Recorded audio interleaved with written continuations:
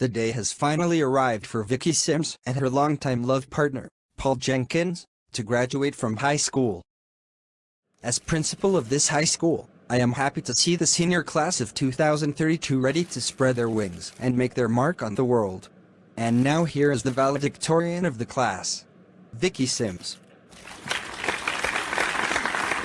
I wish to thank all the amazing people who came into my life, who gave me love and support when I needed it and taught me so much. First, my awesome and beautiful mothers, Lucy and Jessica Sims. Without them, I not only wouldn't be here, I doubt I would even be alive. They saved me and made me part of their family.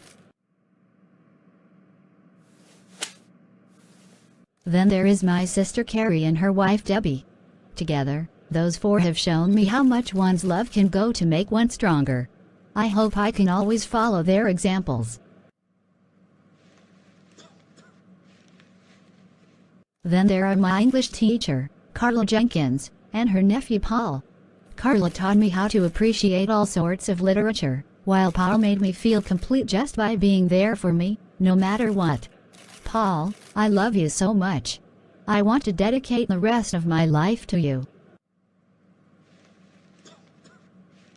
I'm so proud of both of you.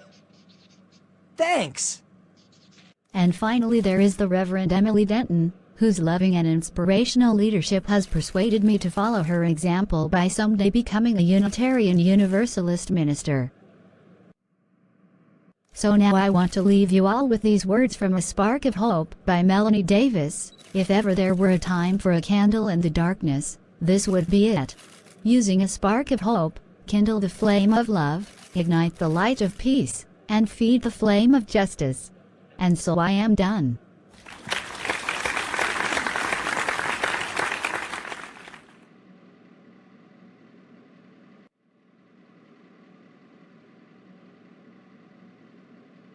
Vicky, how do you feel about your Uncle Brad Jackson's idea of you spending the summer with him and your cousins up in Boston? Our last time going up to Boston didn't go so well, you know. I remember, but that wasn't Uncle Brad's fault. Plus I have already communicated with my friends Renee and Chandra and they both want to see me again, so I know I will have a great time. They are also graduating. Vicky, does that mean you are leaving me behind again? I thought we were going to get married. Of course we are. And I want you to come to Boston with me and meet my blood relatives as a part of a honeymoon. I want Renee and Chandra to meet you too. Aunt Carla, may I go with her? Yes, I think you have earned a vacation this summer. Jessica and Lucy, are either of you going up with Vicky and Paul? Actually, Carrie will be going with Vicky and Paul. Carrie says she has her own reasons for going back up to Boston. Some unfinished business, she says. But she didn't give us any details. If I were you, I'd ask her for those details.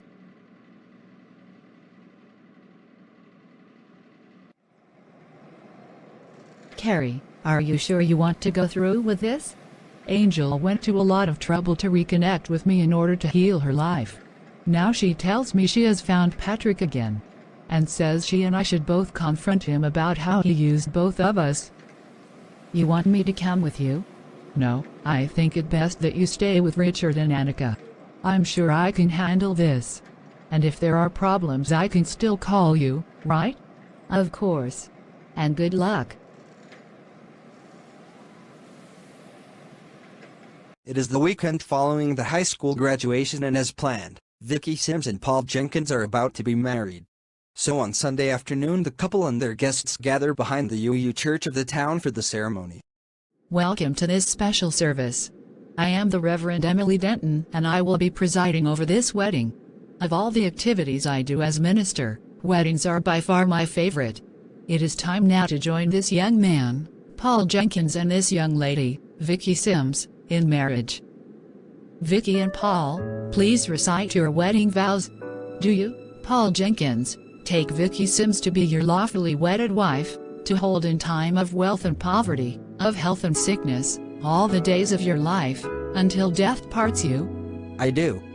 And do you, Vicky Sims, take Paul Jenkins to be your lawfully wedded husband, to hold in times of wealth and poverty, of health and sickness, all the days of your life, Until death parts you? I do. Richard Sims, please present the couple with their wedding rings. Here they are. So pretty, just like you, Vicky. He's not wrong, of course. Paul Jenkins and Vicky Sims, I now pronounce you partners in marriage. You may now kiss.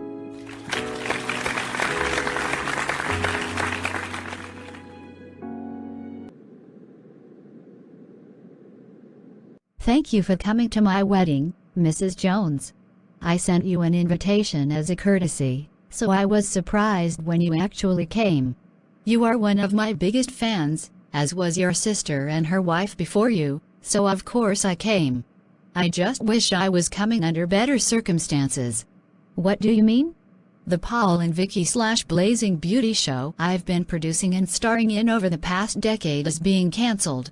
The TV network running it moved it last year to a time slot that is well known for poor ratings for its shows. And then the ratings dropped, and so the network decided to get rid of it. I feel like I've been backstabbed. Damn. They did that to the original Star Trek series too. Well, this is awkward. What should I call you? I'll just call you Mr. Jones, then. You can call me Jenkins. You think that awkward? The first time I met Mr. Jones, I couldn't get over how strongly he resembled my father, who had been murdered a few months earlier. I had to explain that to Vicky Jones, and so she had to remove her Paul from the story she had been working on before I agreed to appear in that first episode we did together. Anyway, Jenkins, a bit of advice. Now that you are married, always treat your wife like she is the best thing in your life. Never take her for granted. Never think she can't be good enough for you or that there may be someone better out there for you, even if you have difficulties in your relationship. The true test of a marriage is in its worst times, when one of you is hurting or even both of you have been ruined by forces from the outside. Like a TV network running me and my Vicky into the ground. Gee, are you two going to be alright? Oh, don't worry, we already have another project coming up. My Vicky knows what she is doing, and I'm sure we will survive this. Carrie, are you sure about this? You were so traumatized by Patrick's betrayal of you a decade ago that you were totally heartbroken. Only when we got out of Boston did you feel better. Yeah, because I was only 13 and had never had a boyfriend before, so I felt like my life was over. Only meeting Debbie made me feel like I had a life again, because she replaced both Patrick and Angel in my life, and now I need no one else, ever. And Angel herself is in a loving relationship with someone she got to know while she was in rehab. Her new lover healed her heart just as Debbie healed mine. Good luck, then. I hope both you and Angel get what you want out of this.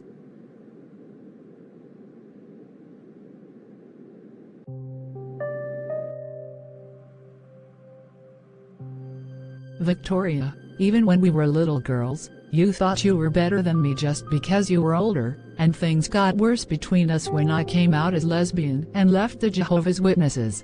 Now you have lost everything, even your life. While I have lived on to not only experience the purest love with Jessica, but to see both of my beautiful daughters marry the loves of their lives. And we are all atheists too. There is no God, certainly not one named Jehovah, and I will devote myself to tearing down the cult of the Witnesses as long as I live. Carrie, Vicky Sims, and Paul Jenkins are now on their way to Boston. I hope you like Boston, where Carrie and I were both born, along with our mothers too. No matter where else I may live, Boston will always have a special place in my heart. Any place can be wonderful if you are with me, Vicky.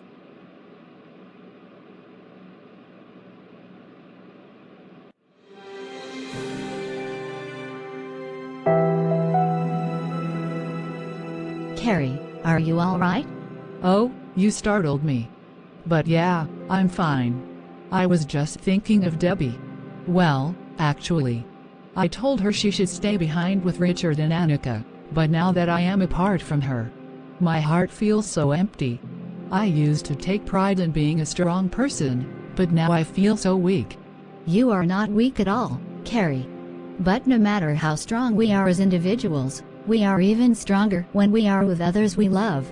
That's what I learned the last time I was in Boston and was separated from Paul. I had to be strong without him, and that made things better for him and me when we finally reunited. Paul completes me just as Debbie completes you.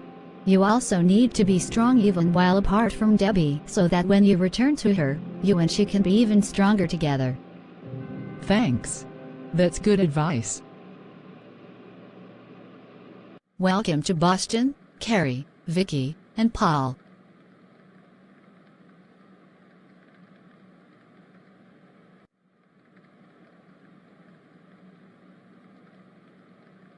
You've grown into such a beautiful lady, Vicky. I hope Paul always appreciates you. Of course I do. That's why I married her. She herself taught me more about love than anyone else. Anyway, Jonathan and I are willing to let you stay in our house so you won't need motel rooms.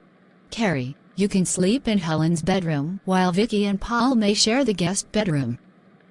I don't want to intrude on Helen's space. It's not intruding. Helen herself said she would be happy to spend lots of time with you again. Well, I'm not really here for Helen, but thanks for the suggestion. Let's go. Cousins Carrie and Vicky, welcome.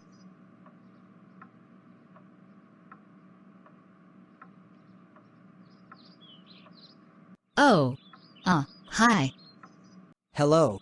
You are just as cute as Vicky said you'd be. Angel, I just arrived in Boston. Are you ready to meet me again? Sure. Let's hit that diner we used to visit as little girls. It's still there.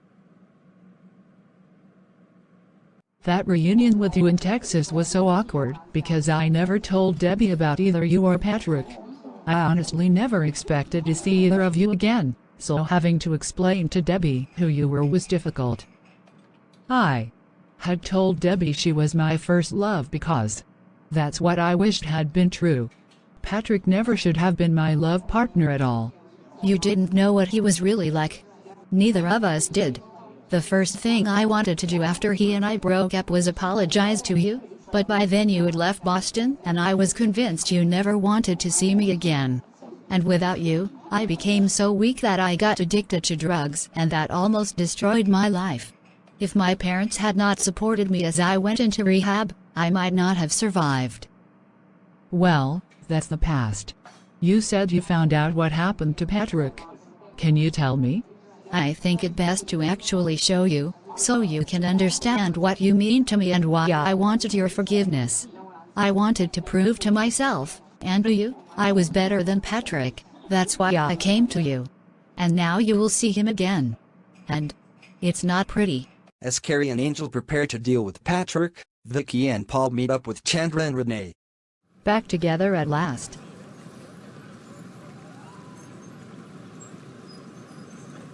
It's great to see you again, Vicky. Though we were surprised you got married so soon. So how did you meet this handsome guy?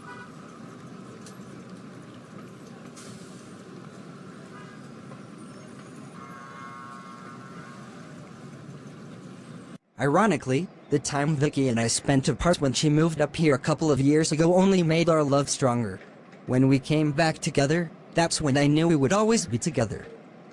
And that's why I had to bring him here to meet you too, and for him to see this city I used to call home. Do you like baseball? My little brother is playing a game later in Little League. Cool, let's go. Meanwhile, Carrie and Angel arrive at a dark alley in the worst part of Boston. This is the place I found Patrick, Carrie. I met him at a grocery store and followed him here. And look, there he is. Oh my God. Is that really him?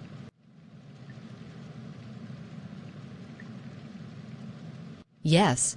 That's what he has been reduced to. Homeless and broke. Like me, he became a drug addict. Unlike me, he never got clean because his parents disowned him and did nothing to help him. My parents made me go into rehab and then took me back and loved me after I cleaned myself up. Because of Patrick's selfish and disloyal ways, he has been rejected by everyone he grew up with. You know, his fate could have been mine. Or yours. If either of us had stayed with him. Yeah. Perhaps his cheating on both of us and making us break up with him was a blessing in disguise. Wait. Who is that woman approaching him?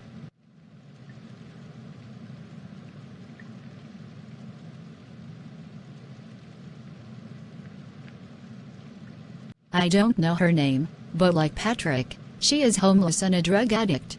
They apparently work part-time jobs, but spend most of their money on their drug habit instead of paying rent for a home of any kind. She is clearly his girlfriend, despite being much older than him.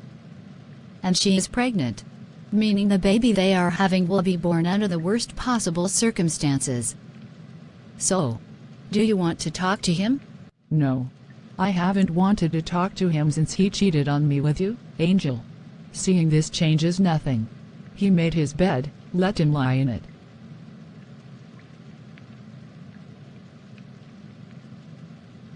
Debbie, I haven't even been in Boston one day and already I am ready to come home and be in your arms again. This city is not home to me. It's any place you and I are together. I miss you. Without you, I am nothing. What about your sister and Paul? How are they doing? I haven't even thought to ask. I'm sure they are having a blast. Together. But I...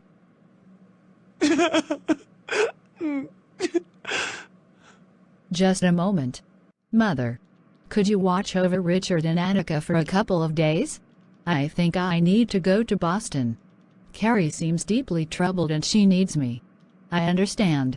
Go and take the next flight up there. I can help care for Richard and Annika too. I'm sure they will have fun playing with their new cousin Vince. Carrie, I will be coming up to Boston to see you tomorrow. Are you sure?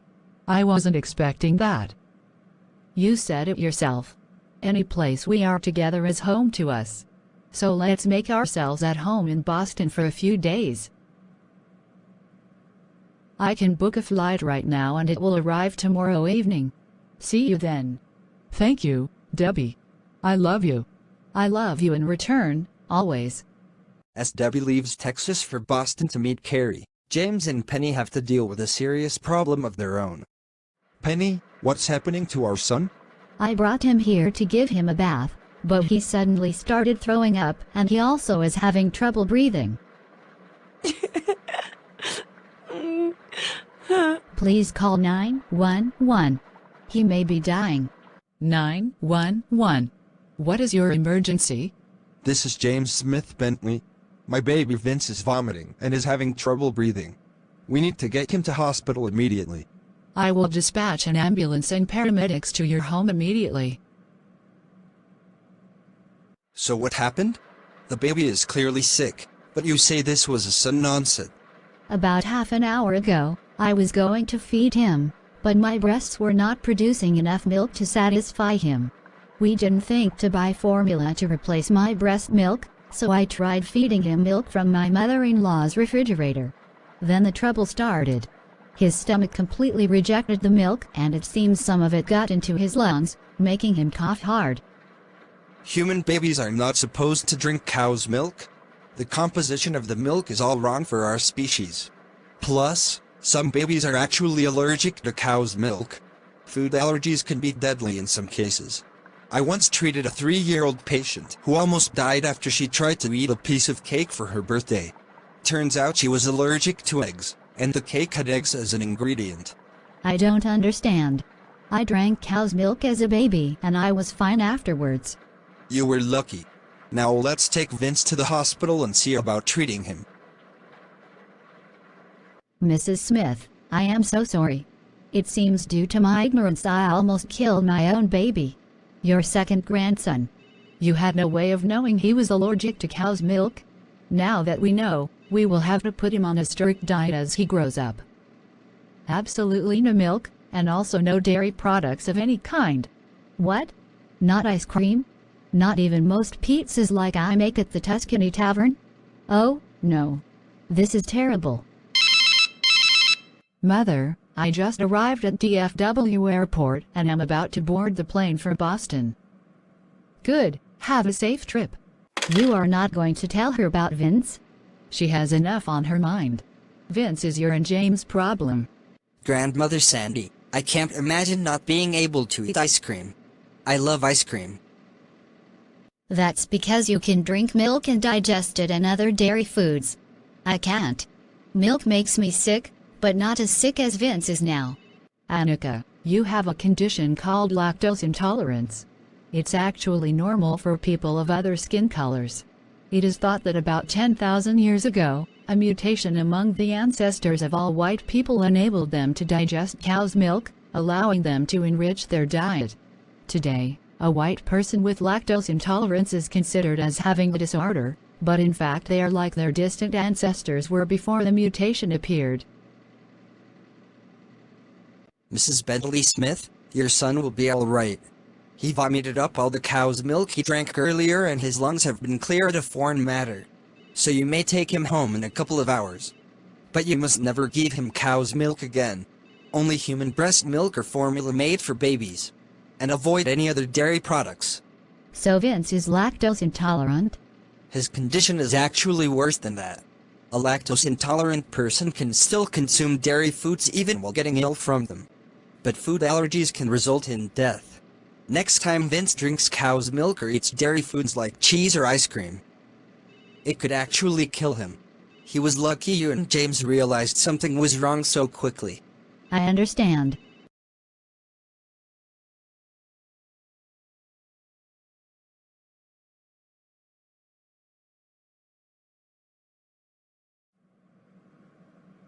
Robot, answer the door. As you command.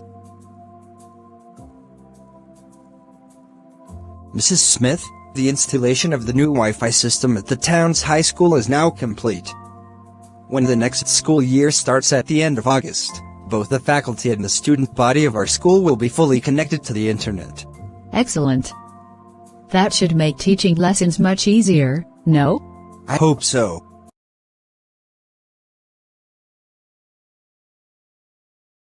Welcome to the Tuscany Tavern, Sandy. What would you like for dinner? A large pepperoni pizza and one medium cheese pizza. I need them both delivered to City Hall in 1 hour and taken to the room where the ruling council will meet. As you wish.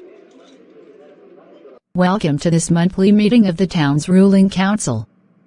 Now let's begin discussing the annual budget. I have submitted several proposals for consideration. Did you read them? Of course. I am having copies given to the other members. Mrs. Anderson regrets not being able to attend tonight's meeting, but as her neighbor, I've been asked to take her place. I accept the placement, Mr. Florence. If you all have read the proposals of Mr. Hernandez, let us vote on whether to accept them as part of the town's budget this year. My primary concern has always been paying down the town's public debt. So I will vote no. I will also vote no. I will vote yes. I will also vote yes. And so the proposal is passed. Let's consider the next issue. Should we increase the funding for the police? Debbie now arrives at the airport in Boston, where Carrie is waiting for her.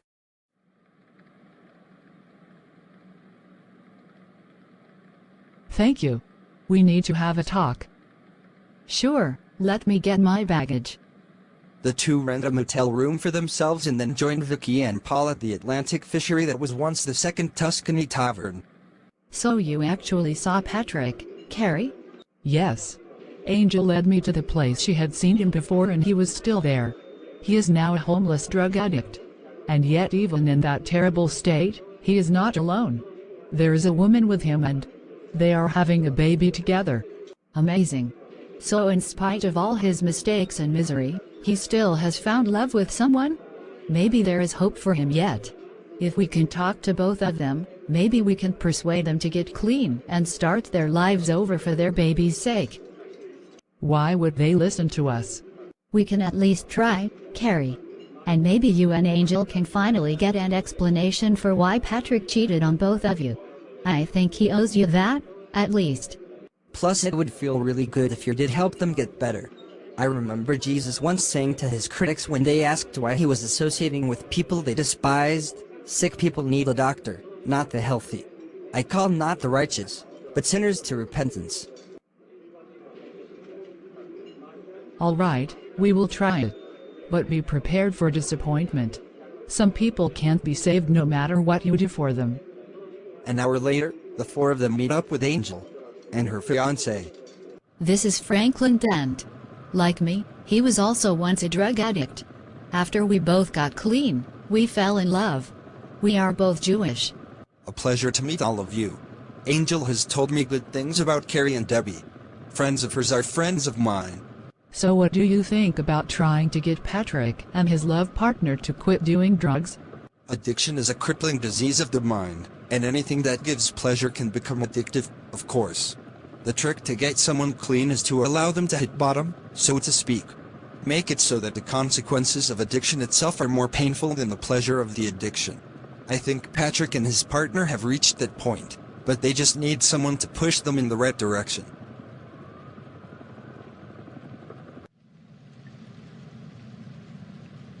Huh? Who is there? Oh, it's you, Angel. And I don't recognize you. I'm Carrie Sims. You know, the one you abandoned over a decade ago to hook up with Angel. And then you cheated on me with Martha, ruining my friendship with her in turn.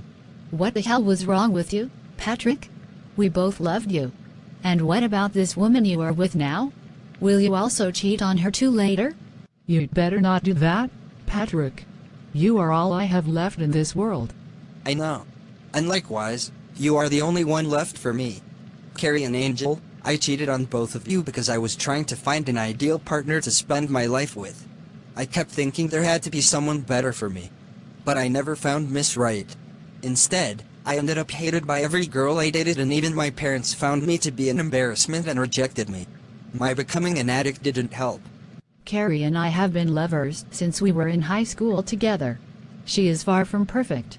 Her violent temper is legendary. But she loves me enough to be loyal to me like no one else. Even if someone that might be ideal came to me now or in the future, I wouldn't trade Carrie for that other person. Carrie and I have been through a lot together, and we trust each other. I know what to expect from her. And that consistency is a source of comfort for both of us. That's right, Patrick. Debbie gave me what you failed to do. Even way back when she and I were 13, I knew she was special. And I wanted to be worthy of her love. Well, I've been meaning to ask about your own sexuality. Since you were raised by two lesbians, does that mean you are lesbian too? Because I am one also. I had a feeling you were, since I saw you flirting with other girls but never with a boy. But I'm not lesbian, actually. Though, if I did have a same-sex relationship, it would certainly be with you. So what's stopping you? I've been wanting to lose my virginity for a while, and I would do it only with someone I fully trust with my body. And I trust you.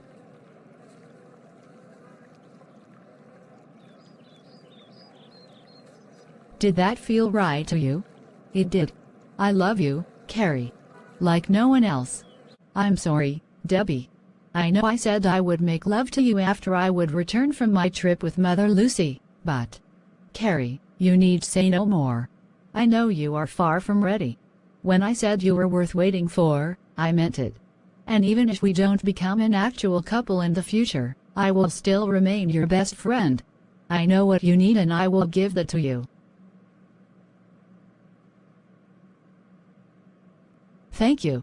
You will be a perfect lover for the one who does become a couple with you. She will be the luckiest girl in the world. And in spite of the difficulties we have had, I am totally dedicated to Debbie now. I will spend the rest of my life with her. And if necessary, I will die to protect her. I just wished you had been as loyal to me, Patrick. Do you see now what you lost in me and in Angel too? Yes, I do. And I see also that being in this dump is my punishment for all the mistakes I made. A punishment only bearable because of Sam here. And I feel the same about you, Patrick. Without you, I am nothing. You are the only reason I have to keep living. You two don't need to stay here. You can also get clean just as I and my fiancé did. In fact, he is an experienced counselor of addicts and is also studying to be a rabbi. Come with us and we can take you to a rehab center. If not for your sake, then for your baby. They deserve better than this. Patrick, listen to them. We can do this. Together. All right. I am ready to change my life. Let's go. Paul, I know what we did today wasn't exactly what you expected from a honeymoon, but it was something that needed to be done anyway. You won't hear me complaining about you wanting to help others.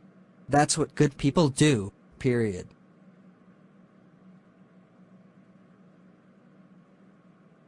I love you, Paul. Forever. Penny, you said you wanted to speak with me privately. What's up?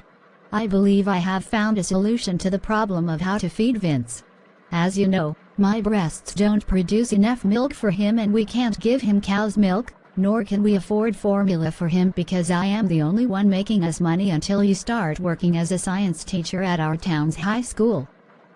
I know. That's why my mother bought all that formula for Vince after we left the hospital with him. And next week she plans to buy us more. She shouldn't have to do that. Anyway, my idea is for us to hire a wet nurse. What? A wet nurse is a woman hired to breastfeed someone else's baby. They were common in the Middle Ages. I know that. But who besides you would be willing to breastfeed Vince? Bella. She has been breastfeeding her baby Linda since Linda was born, but now Linda is teething and thus can be started on solid foods. So Bella will wean her and then start breastfeeding Vince instead. I'm not sure I am comfortable with this. Wouldn't we be expected to pay Bella for her breast milk? And wouldn't she have to come here every day? Bella has been my best friend and also my co-worker at the Tuscany Tavern since we were in school together. I trust her. Bella told me that her breasts often produced so much milk that they would become engorged and painful, so she would have to drain them and then drink her own breast milk. So her problem is the opposite of mine. Bella can continue to drain her breasts using a breast pump and then give her milk to me when we are together at the Tuscany Tavern. Then I will bring the milk here to feed Vince after work. All right, we shall try it and see how well it goes. Paul, you already met my adopted uncle Jonathan. This is my blood uncle, Brad Jackson. His sister, Darla Jackson, was my birth mother. A pleasure to meet you, Paul. What would you like to drink? I drink mostly Coca-Cola or fruit juices. Orange juice sounds good. Vicky, we need to talk about the giant, ugly elephant in the room. Somehow, my sister is up for parole this year. How can that be? I hope she never gets released.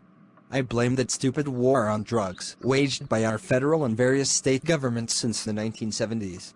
So many people were given such long prison sentences for selling or even possessing illegal drugs that it resulted in prison overcrowding, and thus often violent and perverted criminals would get released early to make room for those convicted of drug dealing. Based on what I just saw, a case of two people who were addicted to drugs, what's wrong with the government trying to stop drug dealing?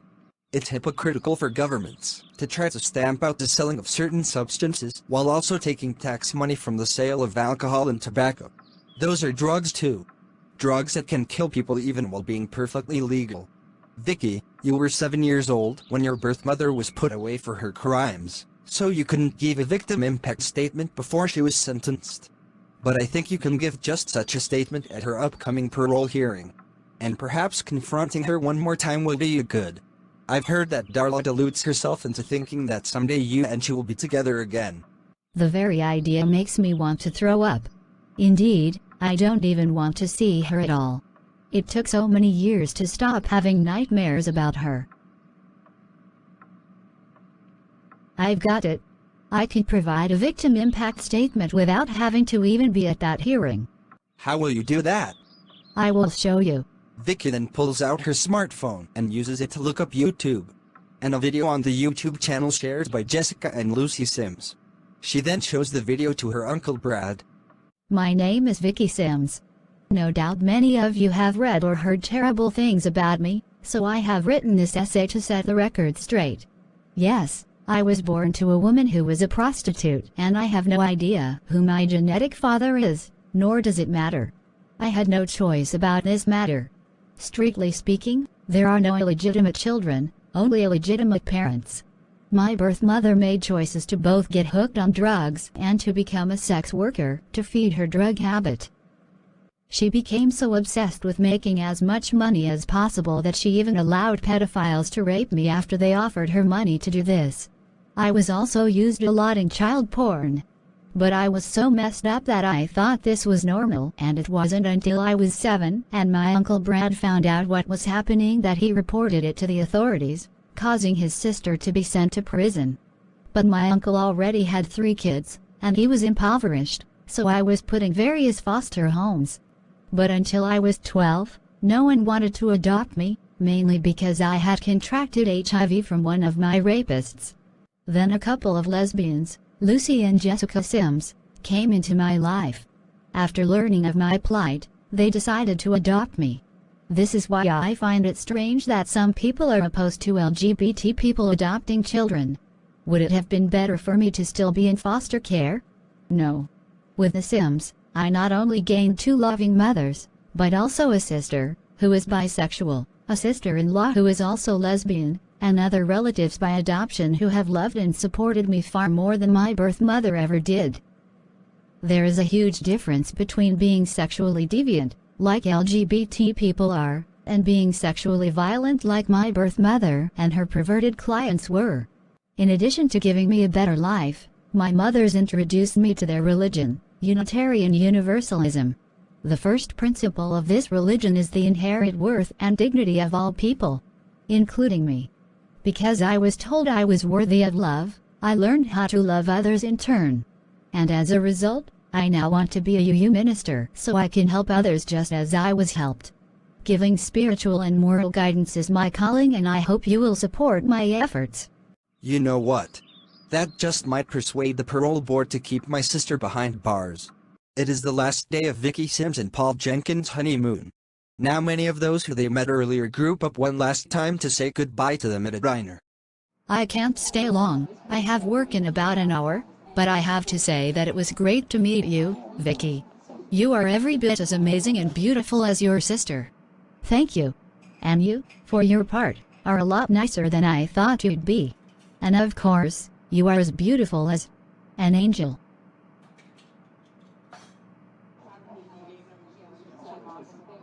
From one uncle of Vicky to another, I am happy to have met you at last.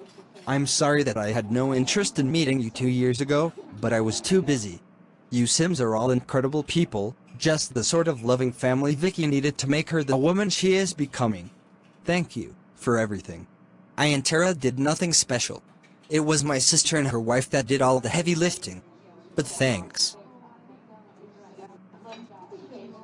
I'm really glad you and Chandra could be there for Vicky to help her when she was in trouble because of those bullies. We fought back at them because they picked on someone who was willing to fight back. Vicky became our fearless leader. You are really lucky to have her for a wife. I just got a text message from my mother. She is asking when we will be arriving back in Texas. The tickets say we will be leaving Boston in 5 hours. But there was one more thing Vicky and I wanted to do together before we go. These are the graves of my grandparents, George and Kelly Sims. George died before I was born and Kelly died before you were adopted into the Sims family. But they are still a part of our history as members of one family. We are all connected to each other. Without them, we wouldn't be here. Yes. Without them, we wouldn't be sisters. And having you as my sister is an inspiration to me. I love you.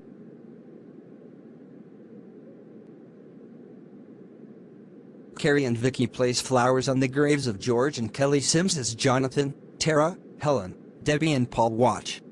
And now the honeymoon is over. Paul, let's go home. And now the story is complete.